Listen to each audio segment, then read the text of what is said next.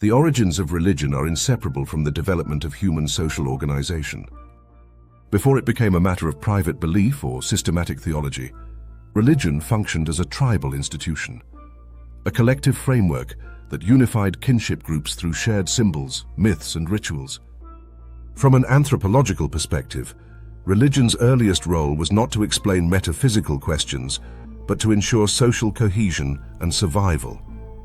In pre-literate societies, the sacred was embedded within the social fabric. Myths articulated the tribe's origin and destiny. Rituals reinforced communal bonds. Taboos defined the limits of behavior. Émile Durkheim's classic thesis in The Elementary Forms of Religious Life, 1912, argued that religion originated as the self-worship of society. That what the tribe called God was in effect a symbol of the tribe's own collective power and identity. The ancient Hebrew religion offers a clear example of this dynamic. The covenantal framework of Israel's faith defined its members as a chosen people, separated from surrounding nations through dietary laws, purity codes, and ritual observances. The divine order mirrored the social order. To obey Yahweh was to preserve the unity and distinction of Israel as a people. Similarly, in ancient Greece and Rome, religion was civic rather than individual. Each polis or empire maintained its gods as patrons of collective life. Athena for Athens, Mars for Rome, and piety was synonymous with citizenship. Many indigenous traditions continue to reflect this early religious structure.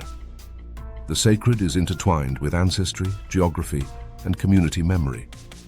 Here, religion is not a system of belief, so much as a pattern of living, binding the people to their land and lineage. The emergence of universal religions marks a turning point in religious evolution. Movements such as Buddhism, Christianity, and Islam sought to transcend tribal and ethnic boundaries, proclaiming truths meant for all humanity. Yet even these universal faiths carried forward structural residues of their tribal past. Religious communities still tend to establish in-groups and out-groups, distinguishing the faithful from outsiders and defining moral identity through belonging. In Christianity, for instance, the Church reconstituted the tribal idea of election into a spiritual community, the body of Christ.